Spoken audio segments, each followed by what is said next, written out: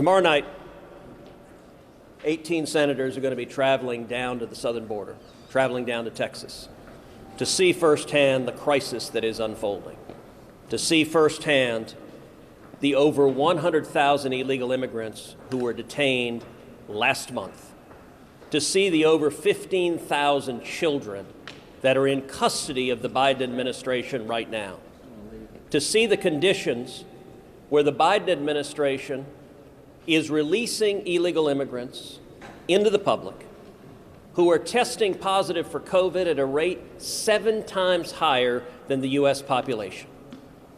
It is a crisis. It is a crisis that was created by the Biden administration, by their own policies. As soon as Joe Biden was sworn in as president, he halted construction of the wall. He reinstituted catch and release, and he ended the Remain in Mexico policy. And this crisis is unfolding and getting worse and worse and worse by the day.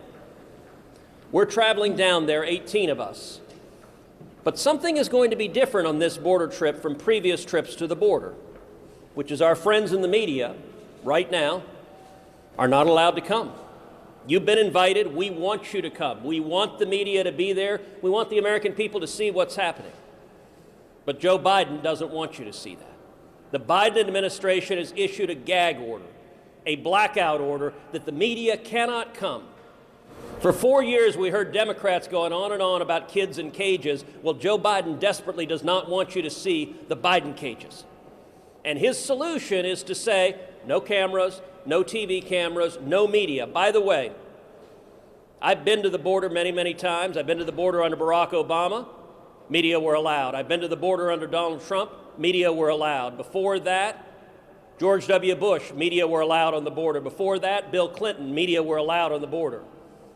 Joe Biden is issuing this media blackout because he's terrified of the American people seeing the disaster that is unfolding.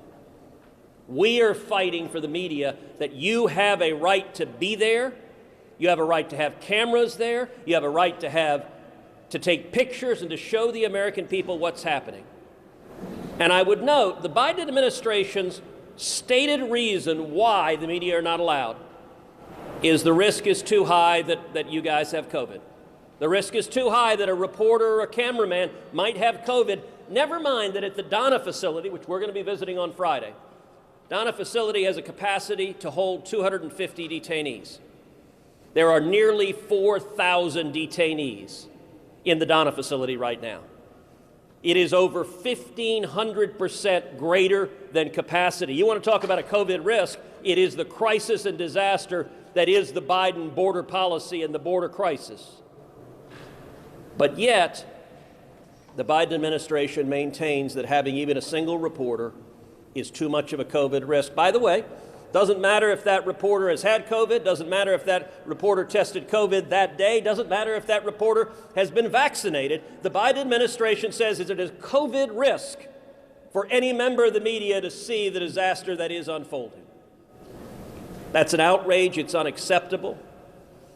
And I will say any media outlet that is okay with the Biden administration muzzling the press and hiding the humanitarian crisis that is unfolding, any media outlet that is not calling the president out on this right now is facilitating the media being blindfolded and gagged. That's not right for this country. John Thune. Thanks, Ted. Yeah, I'm looking forward to joining Ted and John Cornyn and 18 of my colleagues going to the border, and I hope that President Biden will come to the border too.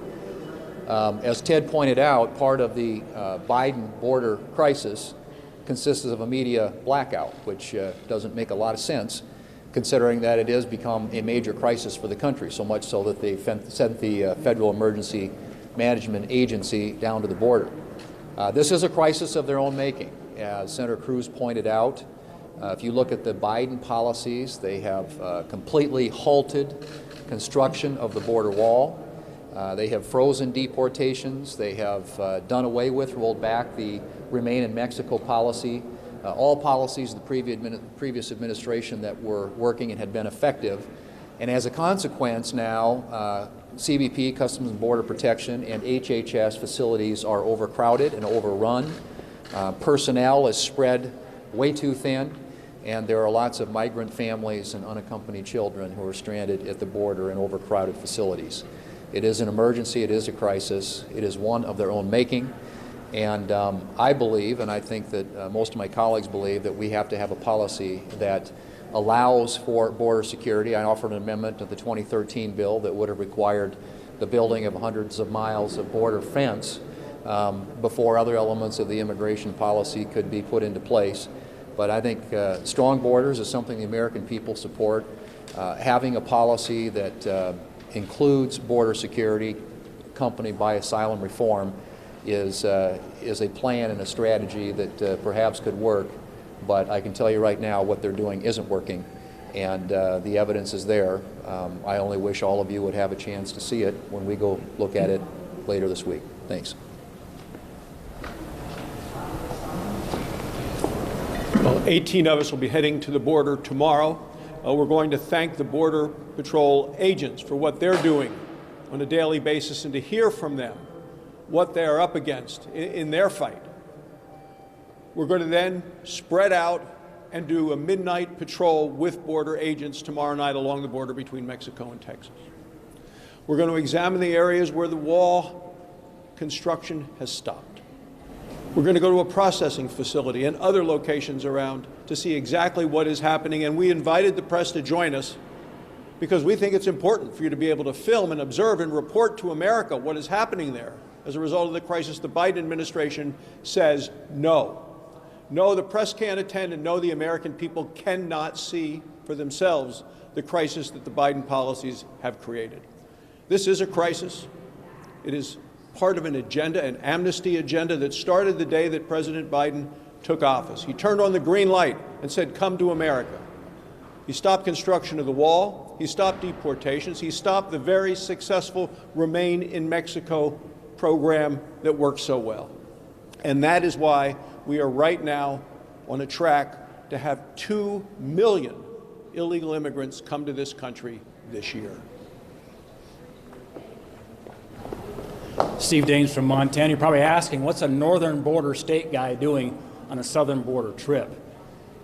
You realize that it is more difficult at this moment for a U.S. citizen to re-enter the United States because it requires a passport and a COVID test than it is for an illegal immigrant to cross our southern border.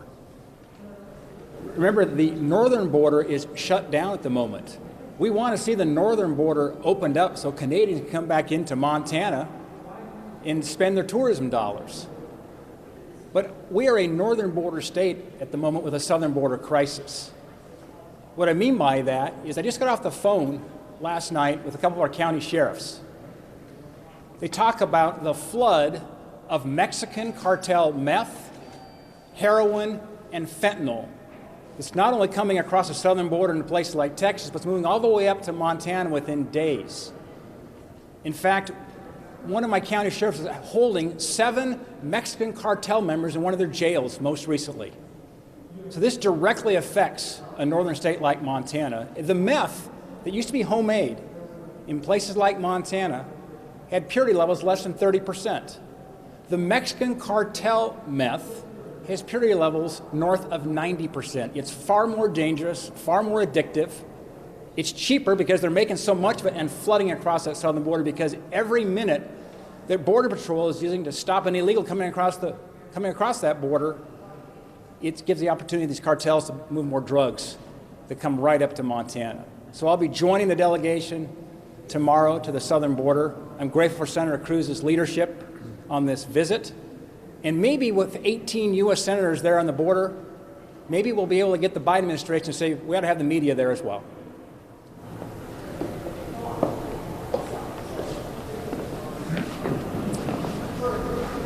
As someone who has spent 2 years living along the U.S.-Mexico border, I can tell you that there's no group of people more directly affected by uncontrolled waves of illegal immigration than those people who live on or near the border. Those are people who see first and perhaps feel most acutely the ramifications that these uncontrolled waves of illegal immigration will have on their schools, on the security of their neighborhoods, on their own jobs. This is not a cost-free proposition for them, nor is it a cost-free proposition for the poor men, women, and children who are trafficked by these drug cartels who are bringing them up, who, by the way, are earning significant profit. According to one recent estimate over the last month or so, these smugglers are bringing in an estimated $14 million a week every single week that it continues on this pace. It's not cost-free for the people being smuggled. It's not cost-free for these communities who are affected by it. These are real, breathing, feeling human beings who, by the way, disproportionately suffer acts of physical violence and sexual abuse among those who are being trafficked. According to one estimate, 30% of the girls and women brought through these cartels are subject to sexual assault as they go along with it. This isn't right. We've got to make sure that our own laws are being applied. So, look, if they're not going to allow the press into these facilities, that really is unfortunate. We'll do what we can to be your eyes and ears and communicate the information we're able to acquire while we're there.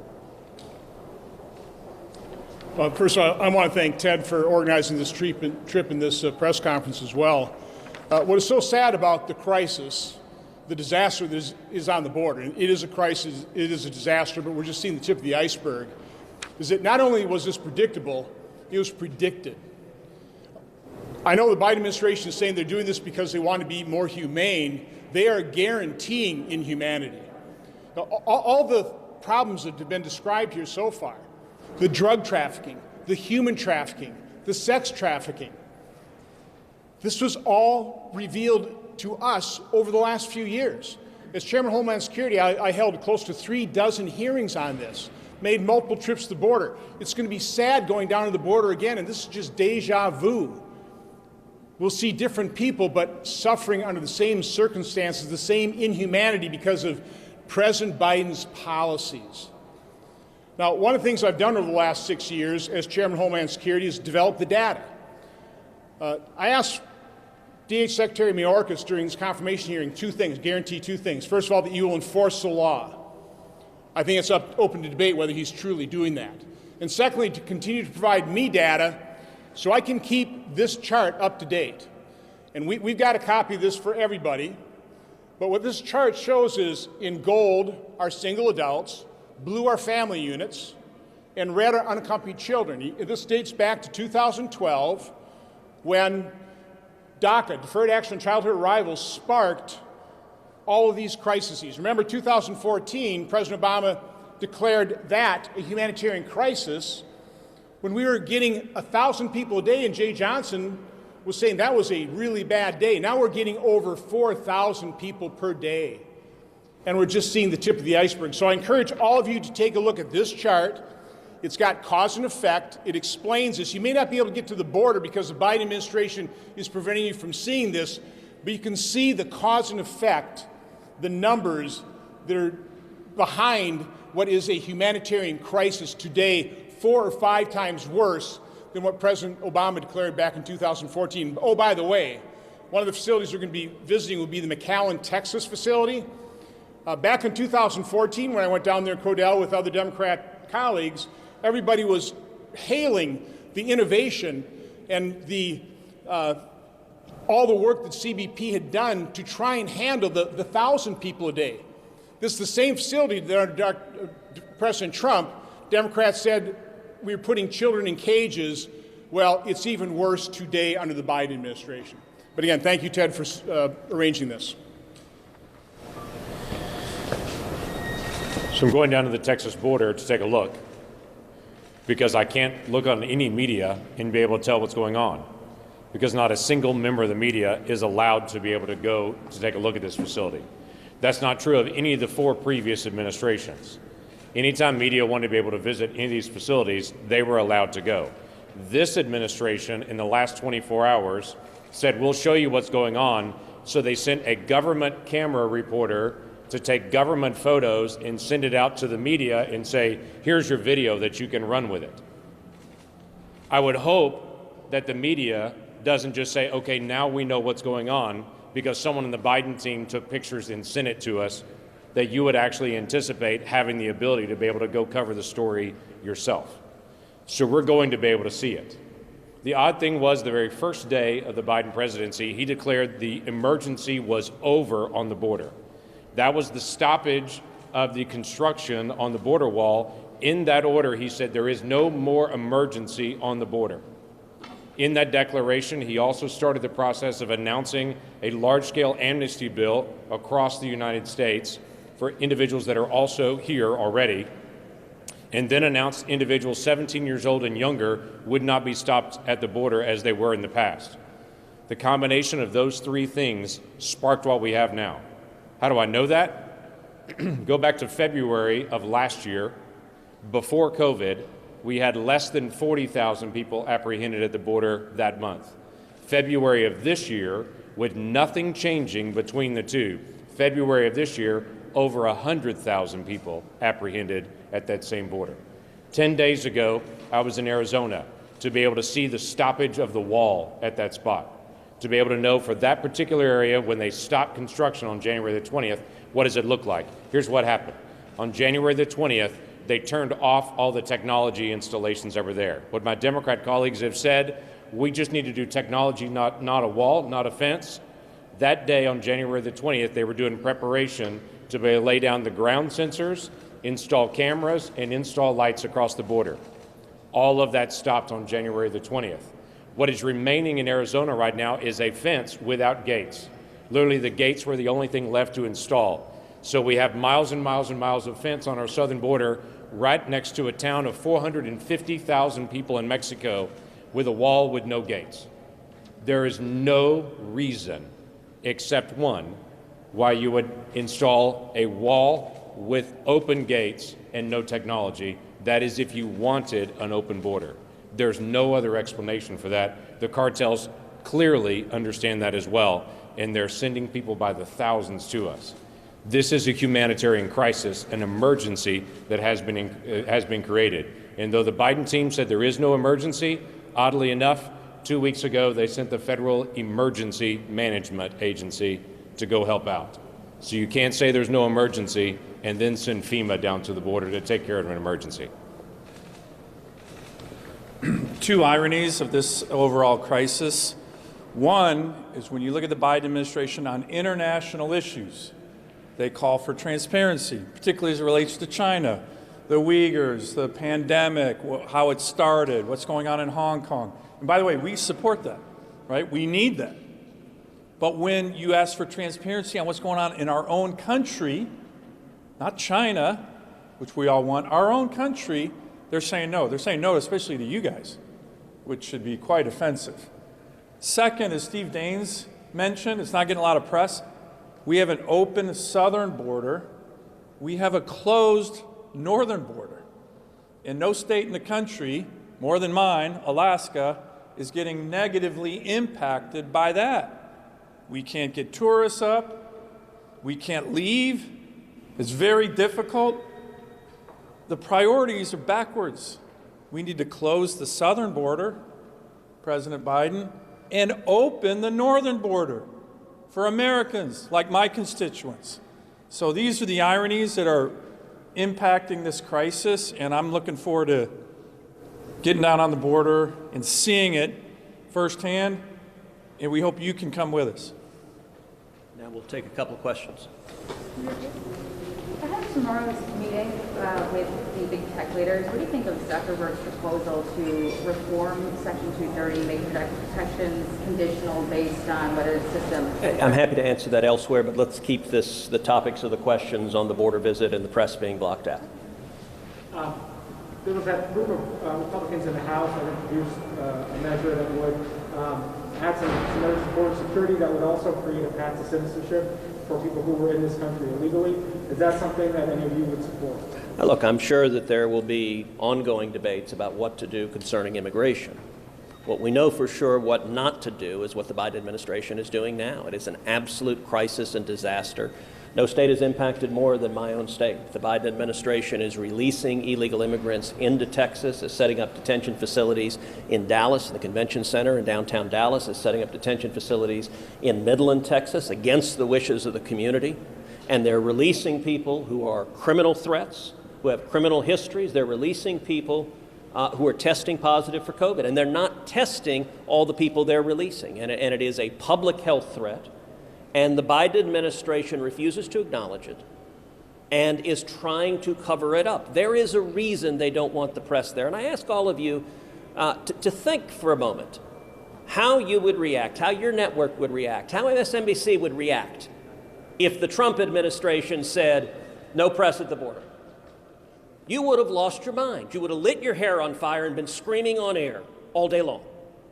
That's what Joe Biden is doing to you right now, and he's doing it because he's terrified of people seeing the inhumane conditions, seeing the human tragedies. And I've been down to the border many times, seeing the little boys and little girls that are being physically assaulted, that are being sexually assaulted, that the reports are packed so closely that the kids are having to sleep on their sides in the midst of a pandemic.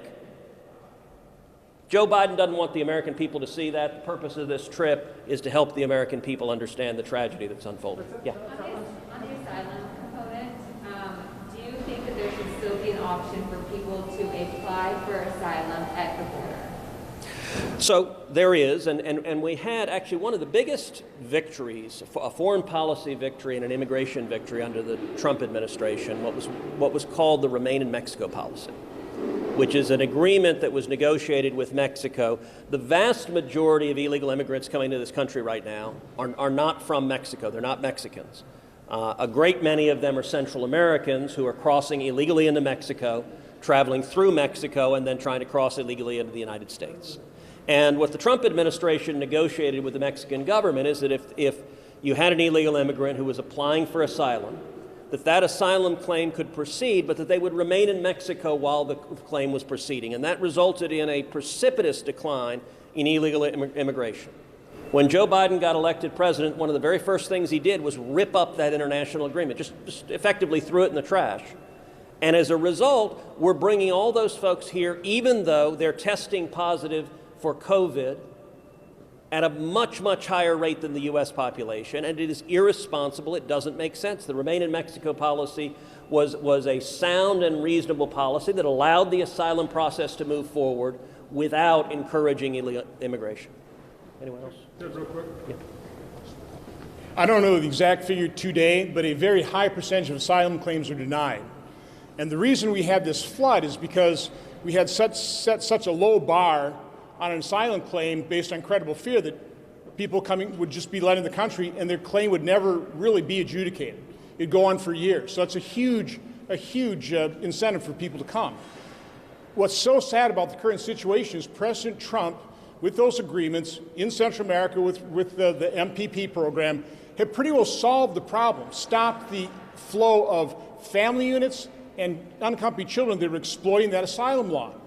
And then President Biden just blew that all up. We're also well on our way to fixing this issue of single adults as well by completing the fence, the wall. We have 250 miles yet to go, and it's basically paid for. We're going to be paying the money whether we build it or not, and he stopped building that wall as well. So again, we were so close, and this kind of gets to the other gentleman's question.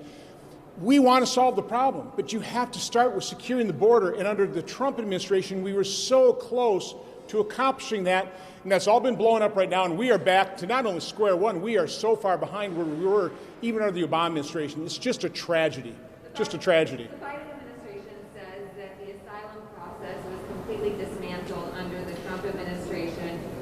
So, with that said, how should this asylum process be rebuilt other than Remain in Mexico? Should there be any sort of asylum? How many asylum seekers should be left? So under Obama, they develop a process, and this is what they're talking about, of apprehending. They don't even have to try and catch because people turn themselves in. They apprehend, they process, and they disperse, which is a huge incentive for more people to come in, get apprehended, processed, and dispersed. That's what President Trump stopped in order to solve the problem of people exploiting our laws. That is exactly what they're complaining about was dismantled. That's what we had to dismantle to solve the problem. Can I follow up on that? To the idea of, Democrats I think would argue that President Trump didn't solve the problem, he just moved it to the other side of the border, right? I mean, you've got people remaining in Mexico. I don't have to tell you, I mean, Ciudad Juarez is one of the most dangerous cities on the planet. So are you comfortable with the humanitarian implications of saying, you don't have to go home, but you can't stay here. So one of the things Democrats don't seem to understand is the concept of incentives. In 2011, there were roughly 6,000 unaccompanied children who crossed illegally into this country. Then President Obama signed DACA, signed executive amnesty directed at kids. The predictable effect, if you tell people you get amnesty if you come to this country illegally as a kid, is that a lot more kids will come to this country illegally. And as a result of that illegal and unconstitutional executive amnesty, that number 6,000 skyrocketed the next year to 93,000. In 2014, I visited the cages that were holding kids that were built by Barack Obama. It was Barack Obama who built the cages. And I remember visiting with HHS officials in the Obama administration who described children that were coming over and the cartels that were bringing them in. The cartel members were putting guns to the heads of kids and forcing kids to cut off the fingers or ears of other children. And what the cartels would do then is send those fingers and ears to the parents and extract a few thousand more dollars for their child that they had handed over to the human smuggler to take to America. And the Obama HHS described to me how they were facing, number one, kids that were horribly mutilated, missing fingers, missing ears, but number two, kids that were facing the psychological trauma of being forced to do that upon threat of death. Right now, the Biden DHS is predicting over 100,000 children.